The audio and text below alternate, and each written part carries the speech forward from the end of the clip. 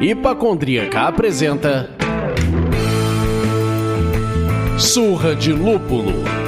Oi pessoal, bom dia, boa tarde, boa noite! Eu sou Ludmilla, mais conhecida no Instagram como Hipacondríaca, e hoje nós damos início a uma série quase investigativa sobre bares icônicos do nosso Brasilzão. Vamos explorar histórias que, além de fascinantes, também revelam muito sobre o caminho da cerveja especial no nosso país. Alô, Lloyd, Henrique Boaventura aqui, e que saudade de um bar. E hoje estamos na presença de Paulo Almeida, do Empório Alto Pinheiros, o famosíssimo, renomeado EAP. Dá um alô aí, pessoal, por favor. Oi, pessoal, tudo bom? Bom, aqui é Paulo, do Empório Alto dos Pinheiros, EAP. Estamos aqui para conversar. Perfeito.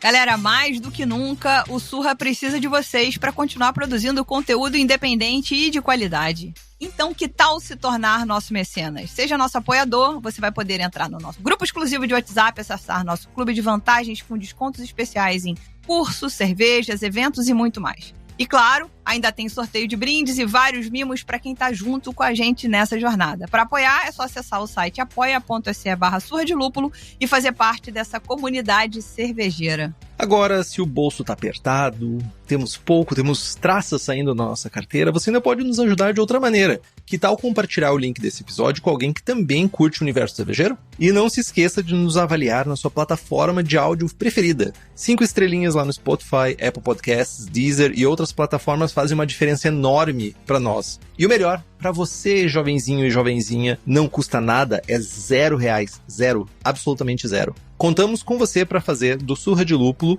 que essa máquina que é o Surra de Lúpulo, chegue mais longe.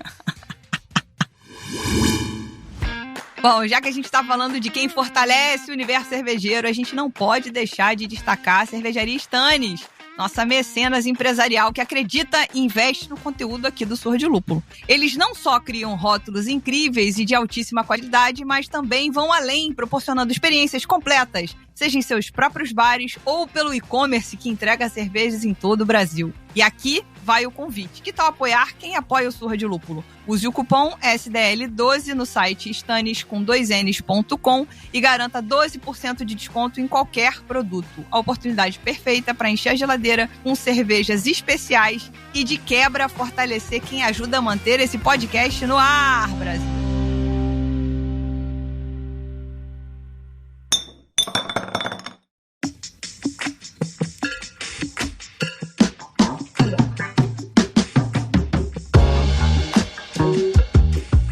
Vamos lá, Paulo. Estimado Paulo, vamos partir de um pressuposto aqui de que a maioria das pessoas que nos ouvem aqui no Surra de Lúpulo não conhecem o EAP, ou nunca ouviram falar do EAP. O que eu, na minha humilde opinião, considero, além de uma heresia, praticamente impossível isso existir nesse cenário que nós estamos. Mas pode ser que a pessoa nunca tenha ido ao bar, ou talvez nunca tenha ouvido falar, mas vamos lá. Realmente, vamos entrar aqui o que é o EAP, né? Uma coisa bem rápida, assim, quantos anos de história a gente tem lá no EAP? A gente tá falando de quantos anos? Então, nós inauguramos em 2008, né? Acabamos de fazer 17 anos, dia 12 de fevereiro. Que maravilha, hein? São 17 anos de história aí. Começamos como uma rotisserie, mercearia, misturado com bar, e hoje nós temos 600 rótulos de cerveja, 650 e 44 chopes. Nessa época da inauguração eram tudo produtos gastronômicos, tinham 40 cervejas. Aí a cerveja aos pouquinhos foi comendo tudo e a gente se transformou num bar de cerveja. Ainda também apostamos em outros fermentados como cidra, hidromel e vinhos naturais e outras bebidas. E junto a gente serve almoço, a gente abre todos os dias, serve almoço todos os dias, jantar.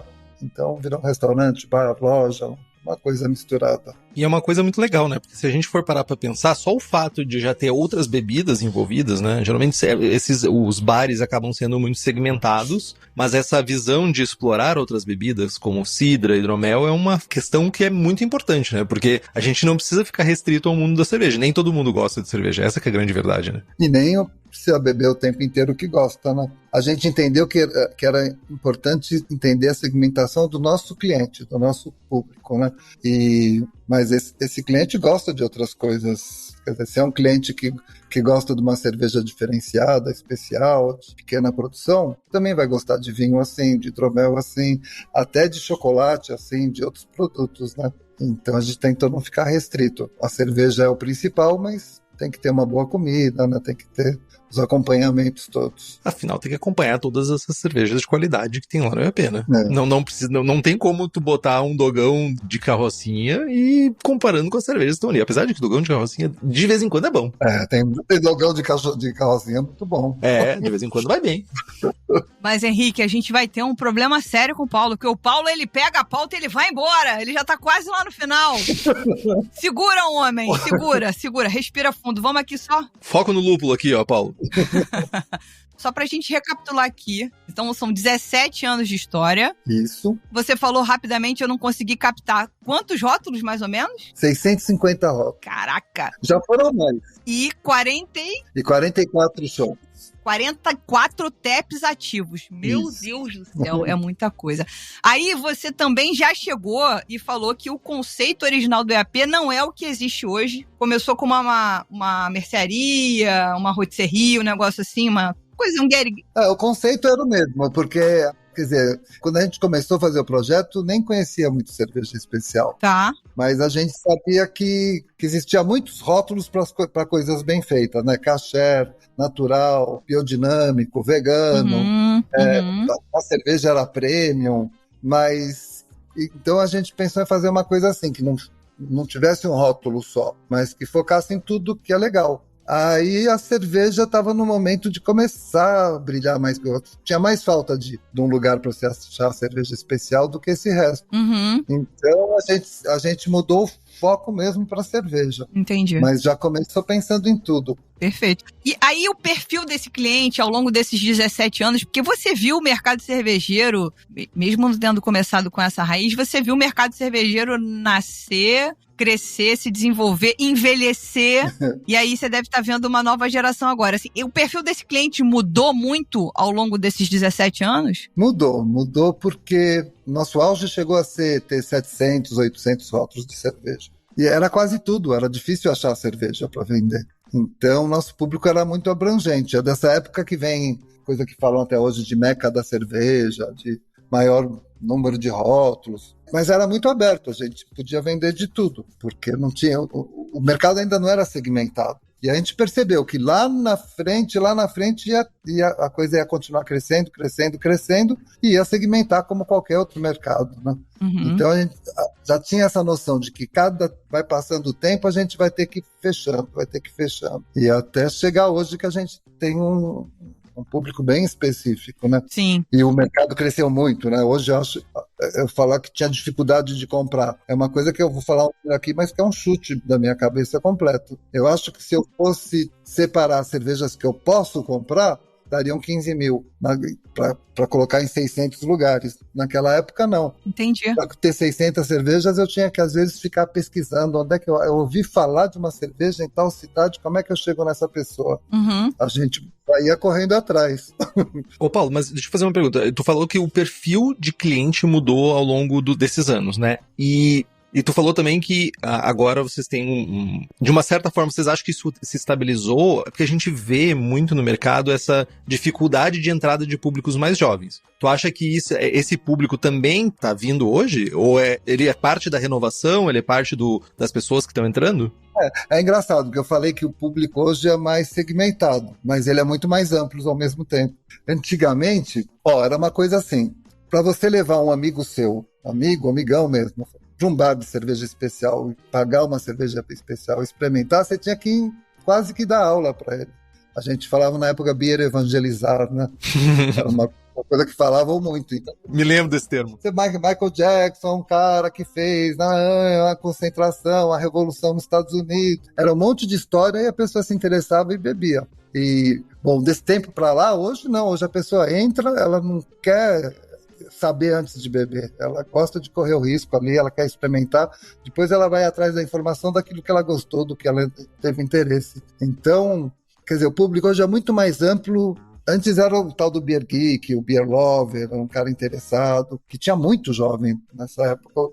Tem um perfil de jovem que é assim. E eram todas as idades, eu reparava nisso. Era dos 18 anos aos 65 anos, a gente tinha cliente de todas as idades. Hoje é mais amplo ainda, porque não precisa ter esse perfil de geek, de interessado, de correr atrás de uma coisa especial. A pessoa sabe que cerveja artesanal é uma coisa legal, que existe, que ela encontra em vários lugares, mas que é divertido, ela vai atrás. O que fechou, né? Que cada lugar tem um tipo de público, né? Não é nem classe social, homem, mulher, idade, não é nada disso, é o que a pessoa mais gosta.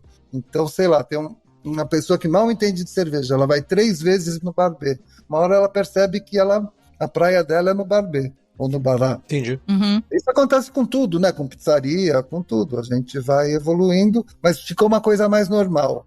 Eu vejo muito amigos entrando e de repente um amigo entra, aí eles explicam, né? Aqui é assim. A pessoa gosta de levar um amigo lá por causa desse impacto de tanta garrafa, tanta geladeira. Mas hoje você vê que o outro nem avisou que estava indo num bar. Nossa, aqui tem bastante cerveja. Não te falei, mas a gente veio num bar de cerveja. Legal. Quer dizer, não é tão estranho ir num bar de cerveja, né? De um bar de cerveja especial, né? Porque num bar de cerveja as pessoas vão toda hora. E aí me fala assim, quais tendências você, que tá acostumado a de trás do balcão, ver esse time-lapse maluco de pessoas entrando e saindo, envelhecendo dentro do seu bar e etc. Namorando, casando, tendo filho, né?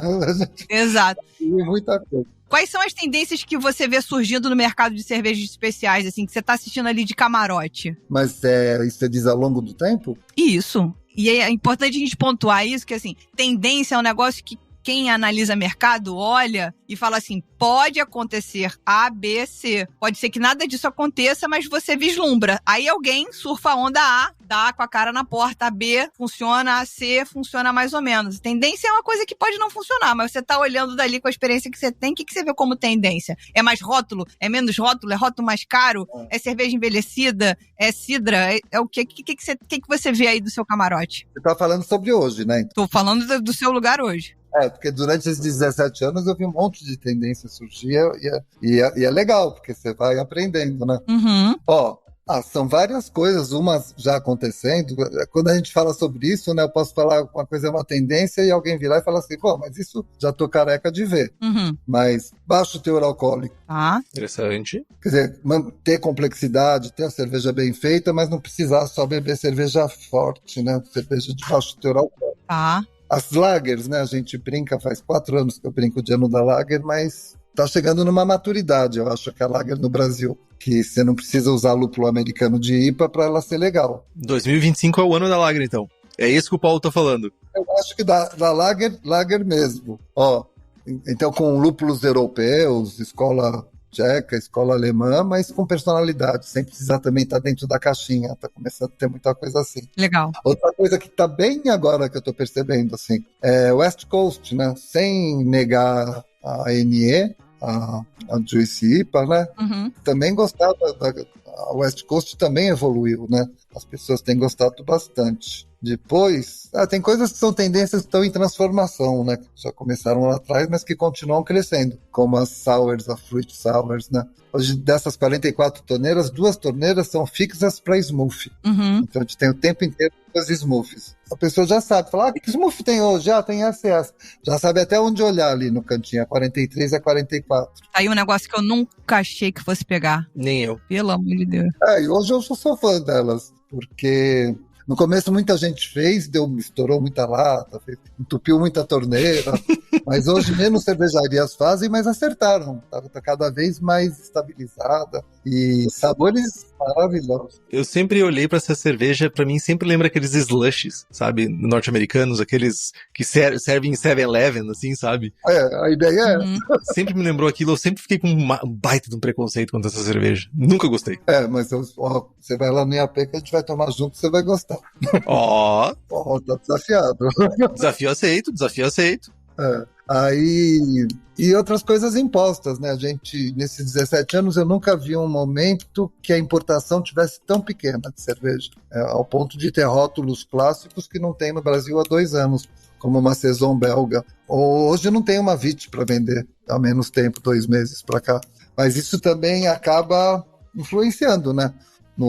Hoje a gente tem mais cervejarias nacionais fazendo estilos ingleses, estilos alemães, clássicos. Isso também estou sentindo que as pessoas falam, oba, vou beber uma bitter. Ah, que legal, procurando outros estilos, né? Uhum. Não só procurando London Pride. E não só procurando IPA ou então... Eu tenho uma pergunta pra ti, Paulo, antes. Tu falou que hoje em dia, majoritariamente, a gente, no EAP, é encontrado mais cervejas nacionais, né? Não é que é mais. Eu não tenho nem essa conta de quanto ou quanto, mas tem rótulos faltando. Todas as importadoras estão com rótulos faltando. Entendi. Alguns rótulos que vocês gostam de manter em estoque, vocês... Que tem sempre, que teve a vida inteira. Tipo assim, sempre teve 20 inglesas, hoje tem 7, que não tem mais para vender. Mas daqui a pouco começa a chegar isso de novo, né? Assim esperamos. Você acha que é um reflexo do... Eu adoro tirar informações do meu sovaco sem comprovação científica, apenas com essa experimentação de estar falando com pessoas do mercado e blá blá blá. Eu costumo achar que pode ser um efeito natural da desvalorização da nossa moeda frente ao euro e ao dólar. Para além disso, tem um avanço, um advento, uma reafirmação, uma maturidade do mercado interno na produção de cervejas. Então, ao passo que a gente tem mais cervejarias produzindo mais rótulos e a qualidade cada vez numa crescente, a gente fica menos, entre muitas aspas, carentes dessas ausências. Enfim, claro que a gente quer. Eu queria tomar mais belga do que eu tomo, mais inglesa do que eu tomo, mas enfim. Você não acha que tem algum sentido isso? Ou eu tô louca? Eu acho que não. Todo mundo fala isso. Jornalista sempre pergunta, é o dólar, né? Mas primeiro começou antes do dólar faltar, lá em novembro. Quer dizer, da pandemia para cá faltou muita coisa, mas é que hoje tá pior. Mas aí você fala, é o preço. Aí, imagina uma lata de punk 500ml da Brewdog custar R$30. Bom, então não é o preço, né? Aí algumas cervejas assim ficaram caras. A London Pride, quando voltou, depois de faltar um pouco, passou de R$70, hoje está 60 e pouco. Aí você fala, não vai vender mais. Não, vai vender, vende pra caramba. Tem gente que acha que vale uma London Pride isso. É muito parecido no mercado nacional. A gente tem cervejas maravilhosas de todas as faixas de preço. Depende da proposta da cervejaria, o quanto ela é inventiva, o que ela está usando. Então, eu acho que a história do preço não é. Depois você falou do mercado brasileiro. O mercado brasileiro é genial faz tempo, né? A produção brasileira nunca espantou essas outras cervejas. Eu acho que não é isso também. A relação de um mercado com outro nunca foi limitante ou nada. Eu tenho uma hipótese. Porque a gente, não necessariamente o dólar, mas a gente teve uma maior dificuldade de importação. E muitas importadoras estavam sofrendo muito para conseguir liberar as cervejas nas alfândegas, né, nos portos, enfim. E isso estava gerando o quê? Cervejas ficavam 3 meses ao sol a pino, cozinhando dentro dos containers, e quando elas chegavam para vender no ponto de venda, as cervejas estavam desgraçadas. E isso, enquanto não se resolvesse essa questão, acho que estavam retardando muito o retorno em massa dessa cerveja, sabe? Uma parte do que você falou tá certo. É muito container preso. Agora, a vida inteira teve isso. Só que agora parece que pesa mais. Eu acho que as importadoras também começaram a ficar com medo de trazer muita quantidade. Então, quando prende um container, falta a cerveja. Depois, esses containers, essa imagem que a gente tinha, né, de ficar no sol, não sei o que, eles ficam em galpões e quando a importadora é séria, se a cerveja é refrigerada, fica em galpão refrigerado, acaba encarecendo muito, mas elas não ficam sendo judiadas, não. Às vezes saem para o mercado com muito pouco tempo de validade. Aí é um problema. Isso. A coisa dos fiscais mudou, parece que mudou alguma coisa que agora você nem tem contato com o fiscal, é tudo online, e você pode estar com uma cerveja lá em Santa Catarina e um fiscal da Amazonas que está liberando, não dá para saber. Eu desconfio de uma outra coisa também, os supermercados começaram a comprar menos cervejas. Uhum. E aí um pedaço dessa importação, que eram vários containers, eram para supermercado, dava uma garantida. Ah, entendi. O supermercado compra o estoque inteiro. Isso pode ser uma teoria. Mas eu não me entendo por que esses importadores não se reúnem e chamam a televisão e botam a boca no trombone e tentam mudar essa coisa, né? Mas eu sei por quê, Paulo. enfim, eu já vou adentrar no outro tema aqui que a gente quer conversar também, mas eu acho também que eu vejo muito a cena alemã, né? A cerveja alemã chega muito a pouca coisa no Brasil e quando chega muito sofrida. Porque o mercado norte-americano está consumindo muito também. Então, se eu consigo vender para o mercado norte-americano, consigo desembaraçar rapidamente no porto, consigo negociar de uma maneira rápida e o mercado norte-americano acaba consumindo essas cervejas, não tem por que eu fazer algum tipo de esforço para vender para o Brasil. Eu vou vender a mesma... é mais fácil eu vender para os Estados Unidos do que vender aqui, sabe?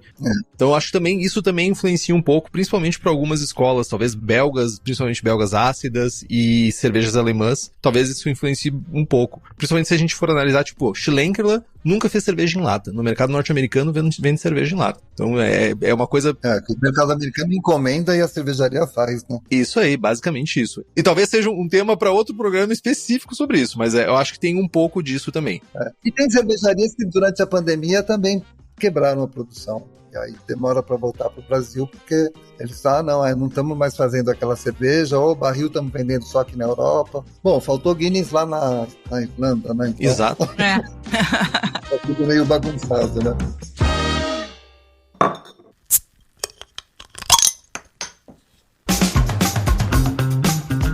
Mas falando de mercado novamente, aí voltando para a realidade de bar, que é o principal ponto hoje aqui da conversa, como é que tu enxerga essa questão da informalização desse mercado de bares e até mesmo de cervejarias que a gente tá vendo hoje em dia, né? Como isso impacta nos negócios, de certa forma?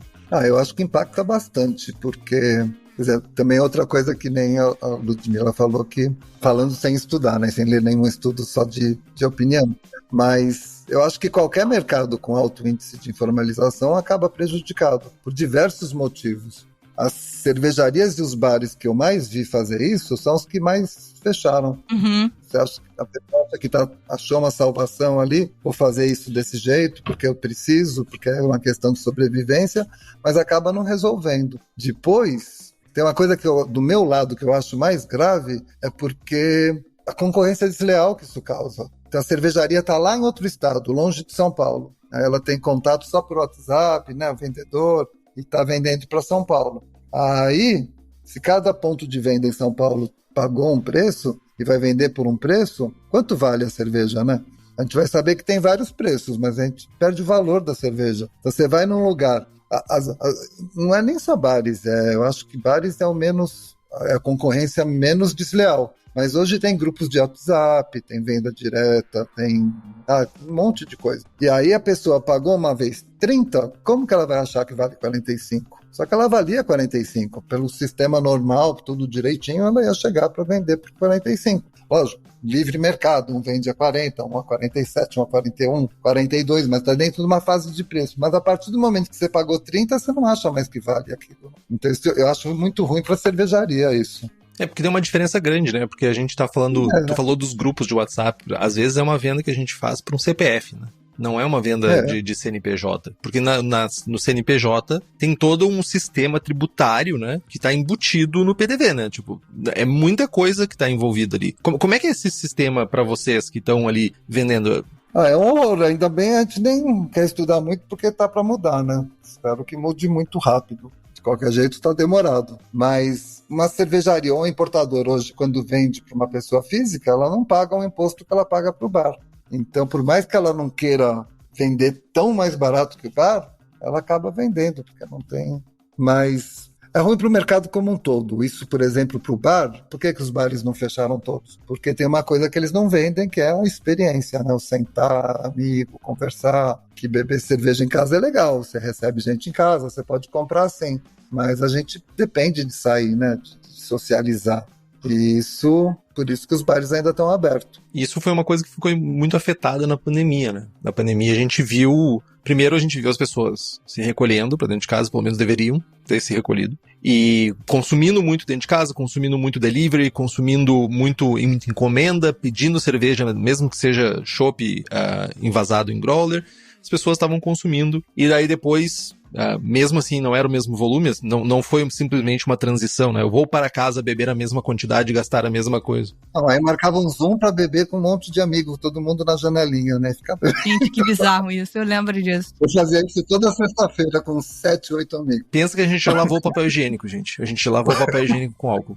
É esse nível que a gente passou. Mas enfim, sobrevivemos. A gente lá no Empório foi uma coisa muito engraçada nessa época, porque a gente não tinha delivery até então, mas desde lá a gente tem delivery até hoje. Mas a gente não fez um delivery de apertar, de comprar tudo na internet, não sei o quê. A gente já tem nosso site, tem o Untappd também, tem todas as nossas cervejas nesses 2 lugares, e a gente vende por WhatsApp. Até hoje a gente vende por WhatsApp porque a gente percebeu uma coisa. O cara ligava, tem tal cerveja, não sei o quê, dá pra mandar uma foto? Ai, que legal, me manda isso, me manda aquilo. Vocês entregam? Entrega, mas eu posso retirar na porta? Pode. Aí a pessoa ia retirar na porta e tirava uma foto dele, as cervejas e a placa do IAP. Só precisava dar mais 3 passos, mas tudo bem, cada um com o seu rolê. Mas pra ter alguma relação, era uma emoção fazer isso. E o cara foi até lá. Aí o outro que recebia em casa... Aí, assim, a Roberta, que ficava lá direto no celular fazendo as vendas, falou, mas Paulo, é muito louco essas pessoas, porque o cara, depois ele pediu, aí ele manda um monte de figurinha, oba. A hora que chegou, ele manda mais um monte de figurinha, tira a foto do pacotinho e manda de novo. Aí quando ele abre a primeira latinha, ele manda de novo um WhatsApp de venda. Tá uma delícia, olha a cor dela. Esse é o cliente perfeito, né? Nosso cliente quer experiência. A gente não pode ter um site que vende sem conversar. Total. É bem engraçado. E eu acho legal que você comentou algumas coisas aqui que são importantes da gente pontuar para reforçar. A experiência do bar salvou o bar. Né? As pessoas até, enquanto era absolutamente necessário beber no Zoom, beberam, mas a experiência do bar salvou o bar. O fato de você estar sentado à mesa com seus amigos e amigas e poder compartilhar uma cerveja e, enfim, estar ali conversando tete a tete, salvou os bares. Você confirma essa informação? Você acha que é mais ou menos por aí? Confirmo, e mais além, até para a pessoa que vai sozinha e conversa com o garçom, e conversa com o barman, e faz amizade, né? É muito importante. É verdade. Então eu acho que a experiência de viver o bar salvou o bar, né? Isso. A gente, ao mesmo tempo, você tá falando de uma coisa que é um advento da pandemia, que é a entrega, que é o delivery. Então, isso é um diferencial que segue acontecendo assim, ou seja, você consegue projetar, vamos lá, tá? Entre aspas, um aumento, porque ao mesmo tempo que você consegue atender uma quantidade de pessoas fisicamente, você pode, no gerúndio mesmo, estar atendendo mais pessoas ao mesmo tempo entregando em casa. Você enxerga isso? Quem conseguiu fazer o delivery bem, você enxerga isso como um aumento? Eu enxergo.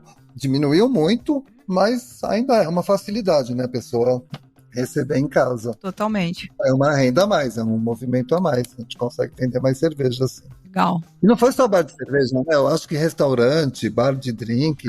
Uma coisa que na pandemia, logo depois da pandemia, a gente ainda tinha aqueles drinkzinhos prontos, né?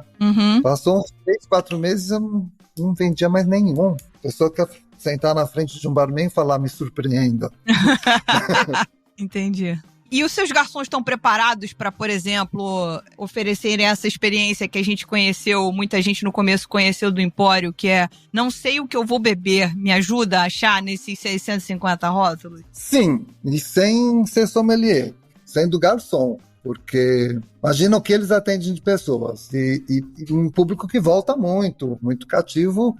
Mas a pessoa uma vez fala assim, eu quero IPA, que você tem de IPA? Eu gosto de IPA assim. Eu não gosto assim, eu gosto assim. Aí cada vez, e aí? Você gosta daquele jeito, né? Gostou dessa? Gostei. Gostei. Então eles têm um treinamento com o cliente que é um absurdo. E aí tem aquela outra coisa também, a gente tem até esse quadro lá no Empório, que é, o que eu vou beber? O que você gosta? O que você já bebeu? Eu já bebi. Uma vez eu bebi uma sour, mas era muito docinha. Então cada cliente tem um ponto, né? E tem gente que desses clientes novos, né? Nossa, não tem Guinness, o que tem parecido? Ela fala, tem isso, essa é nacional. Aí o cliente mesmo vai tirando conclusão e passando essa experiência para os garçons. Entendi, perfeito. Ô, Paulo, deixa eu fazer uma perguntinha só, que eu peguei uma coisa na tua fala. Tu falou, nós temos as pessoas que são responsáveis pelo atendimento, elas conseguem sugerir e não são sommeliers. Quando tu falou isso, tu disse que o treinamento de vocês, que vocês fazem para essas pessoas, essa brigada, né, de bar, não necessariamente é um treinamento de sommelier, ou que eu queria entender um pouquinho só o que te motivou a dizer isso? Pode até parecer que eu estava desvalorizando o sommelier, de jeito nenhum. Não entendi dessa forma, eu só queria realmente entender... Eu sou sommelier, dou maior valor e faço isso de um jeito... que a gente é um lugar descontraído. É um lugar que você não precisa ter mesa, você pode beber em pé, você pode beber na calçada, é bem descontraído mesmo. Apesar de ser restaurante, de ter bastante cardápio grande. Mas o que eu não queria eu acho mais importante saber atender, no total. Então tem gente que não nasceu para ser garçom, tem gente que no primeiro dia de trabalho você já vê que vai ser um ótimo garçom. Então é para não ser... sei lá, não tem todo o conhecimento, é impossível, porque esses 600 rótulos trocam o tempo inteiro. Uma hora a gente começou a falar disso, vocês perguntaram se nas tendências, né? Aquela tendência de só lançamento que vende, não existe mais, graças a Deus. Ficou provado isso. Hoje muitos rótulos, vou dar um exemplo da Dádiva, posso falar de marca, né? Pode. Sim, inclusive se elas quiserem patrocinar a gente, é importantíssimo. Pink Lemonade da Dádiva é um fenômeno de venda. Não tem um lançamento da Dádiva, por mais buchichado, hypado que seja, que venda mais do que a Pink Lemonade. A pessoa conhece, sabe o que quer.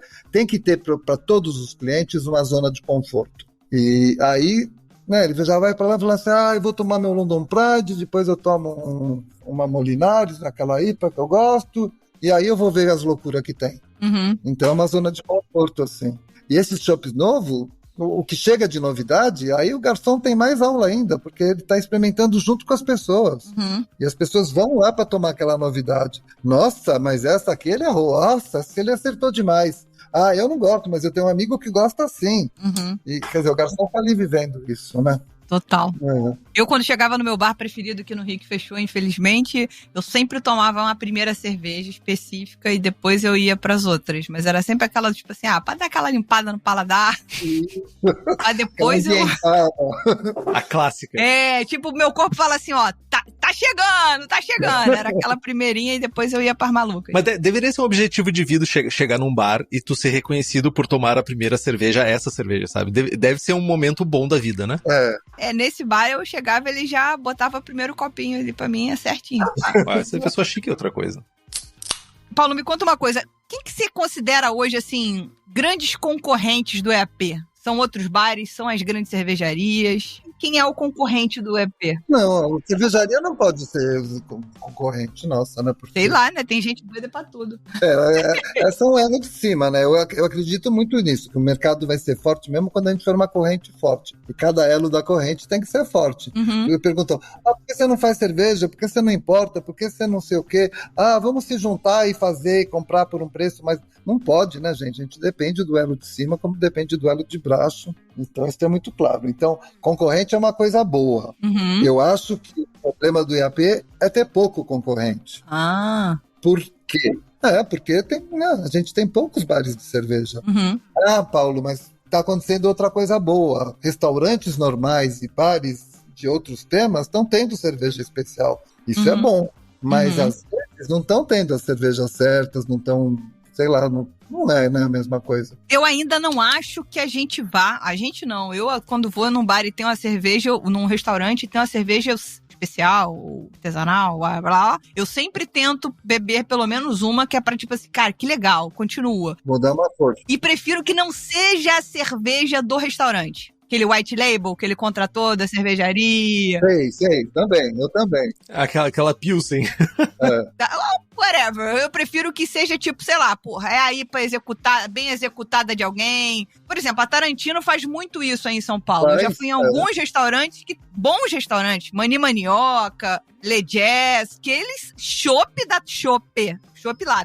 Mas chopp da Tarantino no restaurante. O nome do chopp certinho, nada de nome do bar. Acho muito legal. Exatamente. Então, isso eu acho muito importante. Agora, é muito interessante, vou passar para você já, Henrique, o Paulo falar que falta concorrente pro EAP, que eu ouvi hoje uma coisa que encaixa nisso perfeitamente, falando justamente sobre Vale do Silício e inteligência artificial, que é, lá no Vale do Silício, aparentemente, eles não se importam quando eles têm um concorrente. Eles até preferem ter um concorrente porque tá todo mundo pesquisando a mesma coisa e em algum momento você vai ter um negócio. O lance é assim, não tem problema a videolocadora, que todo mundo aqui é das antigas e sabe que é uma videolocadora. Não tem problema eu ter uma videolocadora do lado da outra. O problema é quando a Netflix chega, que aí ela muda o jogo completamente e varre todas as locadoras.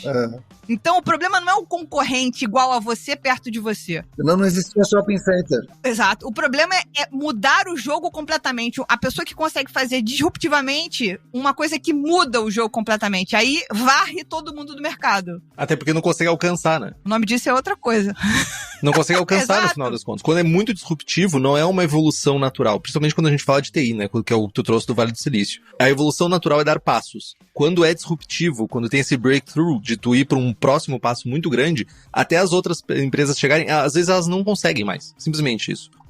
A gente não aluga mais o filme, mas tem o Netflix. Um substitui o outro. Mas o cinema é uma experiência diferente. O cinema tem a pipoca, tem a fila, tem a hora certa. Você bota uma roupinha legal, aí o cinema não acaba. Pois é, rapaz. O bar é o cinema. Mas diminui. É o que, pelo menos, é o que tem falado, né? Aí falando do Netflix especificamente. Mas enfim, acho que a pergunta da Lud fez bastante sentido quando perguntou sobre cervejarias e tu respondeu que cervejarias não são concorrentes. Elas são, na verdade, elas te habilitam. Eu acho que essa pergunta, ela tá muito relacionada a alguns mercados e talvez não seja a realidade de São Paulo, tá? Mas eu vou dizer que é a realidade, por exemplo, de Porto Alegre, que é, hoje em dia, pra dizer que a gente tem bares, a gente talvez tenha, como se eu morasse em Porto Alegre ainda, mas enfim, temos uma quantidade irrisória de bares comparados com outros momentos da história da cidade. E tudo isso, ou pelo menos boa parte das cervejarias, migrou para tap rooms. Isso. E eu acho que talvez seja isso que a Lud estava trazendo, que é o tap room da cervejaria afastar pessoas de dentro. Porque em alguns centros, isso é uma realidade hoje. Não ter bares. Em São Paulo tem muito tap room de cervejaria. E é verdade mesmo. Eu lembro lá no começo, quando começaram a abrir, eu lembro que o Bruno da Dogma chegou para mim e falou assim, e agora, Paulo, o que você vai fazer? Eu falei, Bruno, eu não sei, mas eu tenho a impressão que por ser multimarcas eu vou ter um espaço. Que o bar vai continuar tendo um espaço porque é outra história. E de lá para cá, muitos parceiros, muitas cervejas que eu vendo desde sempre, pega a Croma do lado do IAP, a Trilha, a Dogma, sei lá, um monte. E eu continuo vendendo elas, e continuo vendendo muito. Não é porque gozado isso. Na hora que a gente foi fechando aquela coisa do segmento, de respeitar nosso público, elas ficaram dentro. Agora, a pessoa que vai vender, vai lá na Dogma sempre, vai no IAP sempre, às vezes ele toma a Dogma no IAP.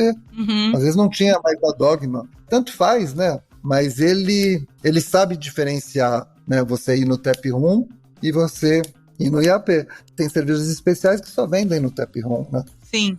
E aí, como é que você, Paulo, você tá falando uma coisa que me puxa uma pergunta crucial aqui. Como é que vocês conseguem se diferenciar, talvez você já tenha dado introduzida, para se manter relevante no mercado? É um pouco do que você falou, talvez, do seu multimarcas? De respeitar esse público. Primeiro, um monte de bar de cerveja nos Estados Unidos não tem comida. Mas a gente está em São Paulo, tem que ter comida. O bar tem que ser bom, né? Ele tem que ser bom para quem? Ninguém é bom para todo mundo. Então você tem que saber quem é seu cliente, você tem que saber quem você quer agradar. E é impressionante, porque até coisas que eu não esperava. A gente, durante o sábado e domingo, a quantidade de criança, de família com a avó, avô, tia, criança, cachorro, é muito importante pra gente. Então é isso. A gente tem muito tipo de bar, independente do produto que é o foco. Você tem bar pra noite, bar pra paquera. E IAP é um bar de família. É impressionante. Isso combina muito com a cerveja artesanal, né? A cerveja artesanal é familiar.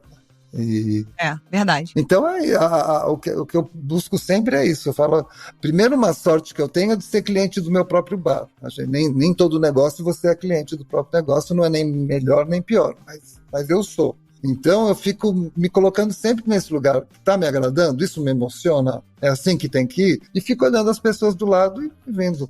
Você tem que chegar no salão, tem que ter um monte de gente feliz. E as pessoas são diferentes, demais diferentes uma das outras. Mas tem uma coisa em comum ali que faz aquilo ser um nicho.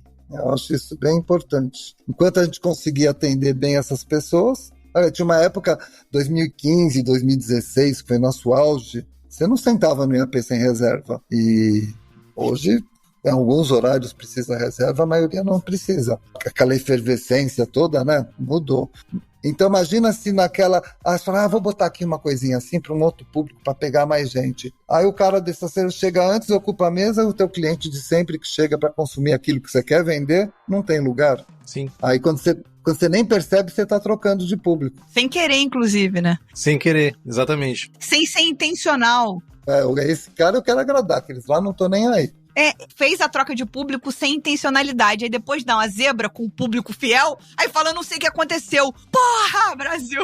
Perdi as pessoas. Você não sabe quem é seu público. Quem é meu público? Eu não sei quem é meu público. Ô Paulo, mas olha só, a gente até antecipou um pouquinho desse tema mais no início da nossa conversa, que a gente falou sobre as dificuldades de conseguir rótulos, manter portfólio, muitas cervejas não estão chegando nessa importação, né? Então a gente já tocou um pouco nessa dificuldade de manter pelo menos portfólios importados e até mesmo, dependendo de outras demandas que podem estar acontecendo, até mesmo de nacionais, né? Mas, considerando isso, né? Considerando que possivelmente a gente não vai sair tão rápido dessa escassez de alguns rótulos, como é que vocês fazem para lidar, seja com escassez de rótulos, ou produtos sazonais, ou até mesmo alguns rótulos que tem pouca saída, né? Como é que vocês lidam? Quais são as estratégias para vocês lidar com isso? Não é tão terrível assim de faltar tudo, mas, Henrique, você falou, eu me lembrei de outra reclamação. Outro dia eu conversei com um cervejeiro que estava reclamando que o lúpulo não chegava, estava atrasado, estava preso no porto. Então, você deve imaginar que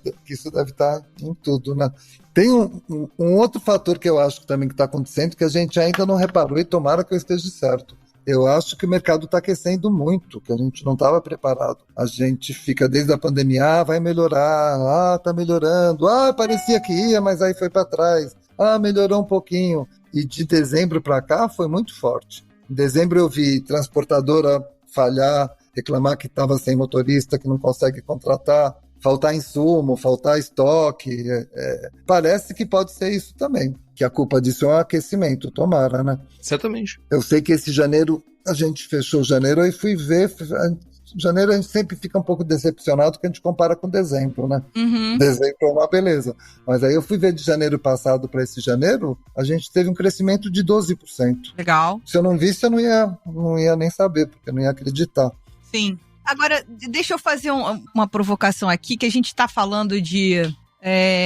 sem levantar nenhuma bandeira de política especificamente falando, mas a gente tá num momento de aquecimento econômico no sentido de trabalho. A gente não tá no pleno emprego, mas a gente tá no momento em que as pessoas estão empregadas e muitos setores estão notando dificuldade em contratar, porque ou as pessoas estão ganhando maior, estão barganhando melhor e tal, né? Então, ao mesmo tempo, a mão de obra super especializada não realiza alguns trabalhos. A mão de obra que não é tão especializada, de repente não está sendo alcançada ou está tendo que fazer 1 milhão de outras coisas ou buscando outros rendimentos na informalidade. Então, eu acho que também tem esse reflexo. Talvez a gente tenha dado esse monte de gargalo em dezembro, porque as pessoas estavam com o freio de mão tão puxado que na hora que o negócio deu uma guinadinha, uma pequena acelerada que fosse, não estavam preparadas para essa demanda. Não sei. E tem mais um fator ainda, né? Aumento da renda do trabalhador. Não é só mais gente empregada, mas com mais renda.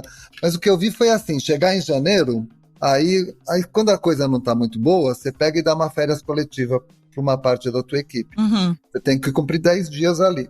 E aí você fica o ano inteiro tranquilo, a hora que a coisa vai pegar. Eu vi muita gente que deu férias coletivas se arrependendo. Falando, caramba, agora tá faltando motorista. Aí daqui uma semana o motorista, eu tava de férias. Então sabe que quando você pega no pulo, assim? Entendi. Por isso que tomara, né? Beleza.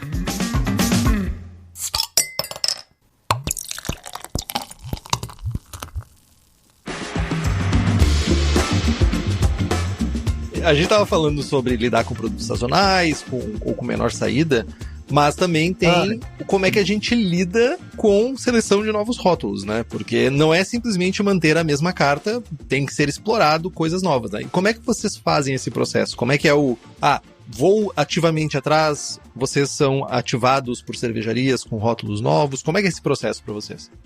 Foi uma coisa que foi mudando também. Eu tinha uma época que eu conversava e bebia todas as cervejas, tudo, conversava com todo mundo. Gastava mais tempo com quem eu não ia comprar do que com quem eu ia comprar, porque é uma troca, né? Uma coisa do nosso mercado. Mas cresceu demais.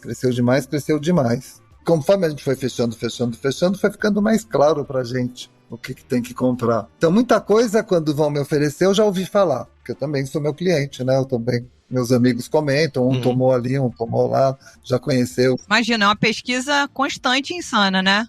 E coisa que te chega naturalmente. Aí você vai aprendendo um monte de coisa. Tem um perfil de coisa. Uma cervejaria que fala assim pra mim, estamos lançando, somos novos, não sei o quê, estamos lançando 4 rótulos. Todos em garrafa, eu fiz uma Lager, fiz uma Weizen, fiz uma Stout e fiz uma IPA. Aí você pergunta, e pasteurizou? Pasteurizei.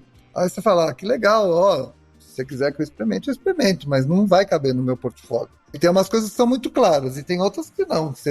A intenção vale muito, né? Isso é uma regra para ti. Pasteurizada não entra no portfólio, é isso? Há uns 7 anos atrás a gente fez isso. Estilos que dependem do lúpulo, a gente não compra pasteurizada. Mas eu fiz isso não porque eu acho que pasteurizada é horrível. Tem mercado para elas, tem pasteurizadas bem feitas e tem lugar que tem que ser pasteurizado. Mas a gente tem aquela coisa de ter 14 geladeiras no salão. Aí, com 17 anos, imagina o que eu tenho de amigo que faz cerveja. E que hoje pasteurizam, que a gente já teve junto, mas que o IAP foi para um lado, ele foi para outro lado. Uhum. Nada contra, eu torço para ele, mas não cabe mais ali. A gente fez uma proposta de fechando. Então, quando eu criei essa regra de não posso comprar mais pasteurizado, eu me ajudei a falar não para amigo também, né? É a regra, né? A regra do jogo. Eu não posso abrir nenhuma exceção. Um dia que eu abrir uma exceção, vai vir uma fila de gente falando, você vai burilando ali para poder escolher, né? Regras objetivas ajudam você, pegou e falou assim, pasteurizada não, blau, derrubou uma galera. Limita, né? Tira um monte de cerveja do caminho. Agora, eu fico aqui assim, pra gente ir dando aquele amarrada final no nosso papo aqui. Como é que faz pra ter 42 taps? 44. 44, da minha idade, Quaraquaquá. É 42, porque 2 é desmute. Cada 40... Gente, como é que faz pra você ter 44 taps e tá no controle ali, né, nesse olhar do girar, porque, enfim, umas devem vender mais rapidamente que as outras e para manter essa qualidade num alto nível. Como é que é essa gestão? Pra gente amarrar aqui esse papo de curadoria, etc. Como é que é isso, Brasil? Socorro. É o tempo inteiro aqui na mão, né? Celular, não sei o que. Eu posso estar viajando, eu posso estar em qualquer lugar do mundo e eu que troco o chopp. Todos os dias que o IAP existiu, fui eu que troquei os chopps. Eu sei o que chegou, o que está na câmara fria, o dia que entrou, e o que gira muito, o que vai faltar. É fácil. E de vez em quando a história da Lager de novo, né? Aí eu concluí essa história que a Lager não precisa ter lúpulo americano, deixa a Session ir para ter o lúpulo americano, né? Tá. E aí comecei a fazer um sucesso. Aí quando eu vi, eu tava com 16 Lagers, nenhum lupulado.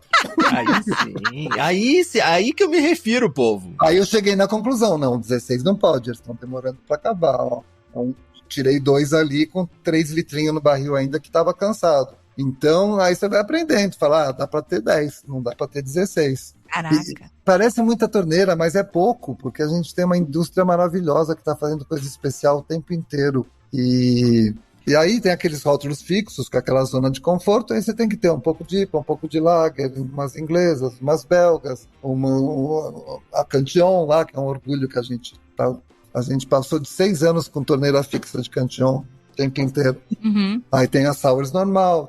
Então a gente vai equilibrando isso tudo. Não é difícil, não. Às vezes é difícil falar, ai meu Deus, tem 3 na fila aqui, eu queria os 3 engatar e ainda. Mas é o tempo inteiro, vai rodando. É o famoso bendito problema, né? Isso é um bendito problema. E os shoppes que são fixos, eles vendem muita quantidade, ao ponto de conseguir. Dá um exemplo, a Florenfeld Pilsen. Uhum. Eles mandam pra gente lá de Curitiba de barril de inox, 50 litros. Então, Direto câmara fria, gelado, pum, pum, e acaba. Quando a coisa pega, ela pega uma velocidade absurda. Agora, uma dúvida minha. Claro que todas as dúvidas que vieram aqui eram minhas e do Henrique, então eu vou falar que é uma dúvida minha ou um pleonasmo vicioso. Porra, o programa é nosso, então a dúvida é sempre nossa. Mas Pergunta o que eu quero. é, tipo isso. Aliás, quem quiser perguntar outra coisa, cria seu podcast. Vai ver o que é bom pra tosse. Mas você falou do barril da Fraunhofer de inox. Cara, como é que é essa logística reversa?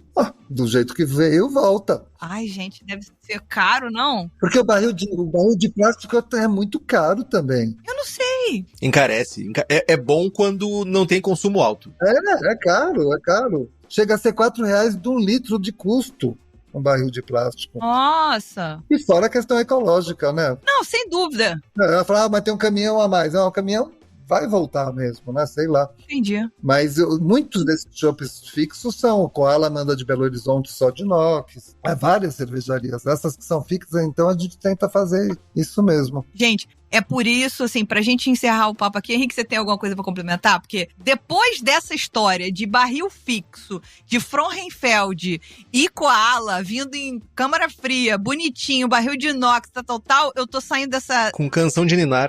Não, eu tô saindo daqui agora, direto comprar uma passagem pra Ipoiapé, porra, pelo amor de Deus. Caraca! Não existe isso. Aqui no Rio teve um bar, que foi o Bar do Boto, há muitos anos atrás, talvez 2015 ou 2016, que tinha 50 torneiras e o bar, eu acho, de Botafogo, que tinha essa quantidade, não durou 2 anos. Não durou. Ele saiu todo fodido de grana. Encontrei ele em dezembro, ele veio visitar a gente. Tava morrendo de saudade dele.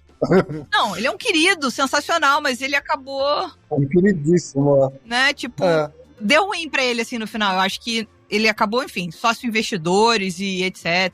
E ele abriu com 50, né? A gente abriu com 2 torneiras, não? É isso, talvez. Depois foi 4, depois foi 6, depois foi 8. A gente foi crescendo. Foi conquistando o mercado, foi construindo a audiência, foi construindo o público ali, né? E se hoje a gente tem 600 rótulos, é que da pandemia pra cá a gente vai cortando. Eu ainda tô cortando rótulo. E perdendo espaço para tanta cervejaria nova, lançar tanta gente nova, né?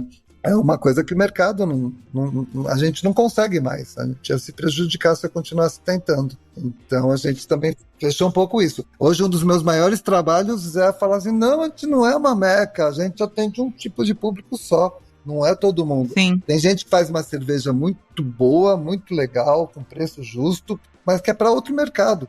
E que fala para mim, mas se eu não lançar aqui, não vai dar certo. Como se lançar lá fosse uma solução. E não é mais. É um aval. É um aval de dizer assim, se o EAP lançou, é boa cerveja. É uma chancela. É uma chancela. Não, mas aí você tá pagando uma propaganda toda dourada, linda, não sei o quê, para uma coisa popular, não vai dar certo. Não. Eu acho que você tem razão. Não existe cerveja ruim, existe cerveja no lugar errado. Isso é uma maior coisa que eu ouvi até hoje. Porque é isso, a cerveja vai super bem lá. Às vezes o cara fala assim, lá na tua região, vende bastante? Pra caramba, só no seu bar? Não, um monte de gente em volta de cervejaria vende. E as pessoas gostam. O que você tá vindo fazer aqui? Se você fosse um lugar, aqui não vai ser assim. Porra, vende local, cacete! Por que botar essa cerveja dentro de um caminhão, vir sacudindo até São Paulo? Isso é outra coisa que a gente tá levando em conta nessa escolha de rótulos hoje em dia. Tem um monte de coisa que faz em São Paulo, pra que eu vou comprar? Agora tem coisa que é diferenciada, que merece pegar um avião, pegar uma estrada. E parceiros de muitos anos. Então tem algumas cervejarias que tem a obra inteira. Porque antigamente, não sei se vocês lembram, a gente acompanhava o trabalho de cada cervejaria. A gente sentava para beber, bebia uma Trimonques. E aí falava assim, lembra que há 3 anos eles fizeram uma coisa, mas não tinha goiaba, era abacaxi? Uhum. E a gente acompanhava, tinha bebido tudo das cervejarias. De repente era tanto lançamento, que perdeu essa graça. Ninguém mais acompanhava. Então eu escolhi algumas para acompanhar. Tem algumas cervejarias que tudo que faz eu compro, é automático. Sorte delas. Paulo, queria agradecer demais a sua presença aqui com a gente. Foi muito importante falar, talvez, o bar icônico do Brasil, 17 anos no ar, 650 rótulos, 44 taps. Henrique, a gente tinha que ir lá e tomar as 44. Eu acho que é um desafio a ser cumprido. Deve ter alguém que já fez isso. O desafio tá no ar. É isso. Tem um dia do ano que a gente coloca quase todas escuras de alto teor alcoólico. O Dark Mauro Day, o DMT. Caraca. Eita, aí não tem figo que aguente. Aí tem gente que já conseguiu.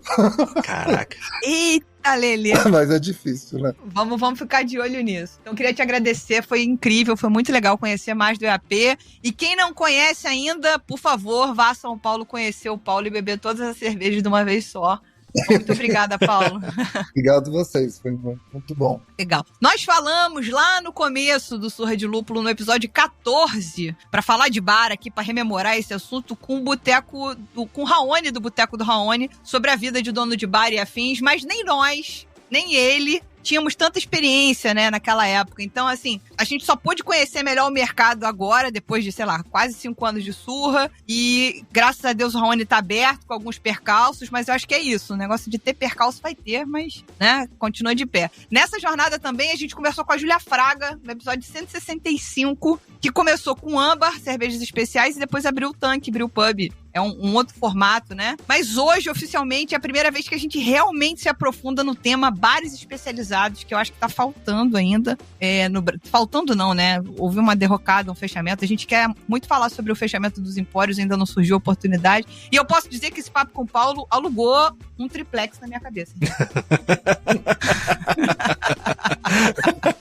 E se você ouviu a gente até aqui, lembre-se de participar conosco nas nossas redes sociais, @Surra de Lúpulo, no Instagram e no TikTok. Tem alguma sugestão de pauta e convidados, manda e-mail para contato @surradelupulo.com.br. É isso, meus amigos. Até semana que vem, né, meu povo? Até!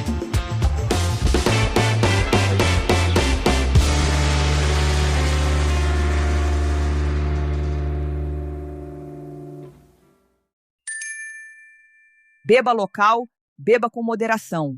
Este podcast é produzido pela BAC Produções e Comunicação e está disponível no Spotify, YouTube ou na plataforma de áudio preferida.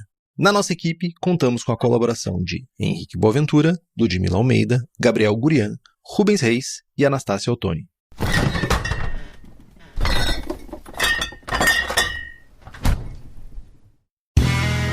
Este podcast foi editado por Play Áudios.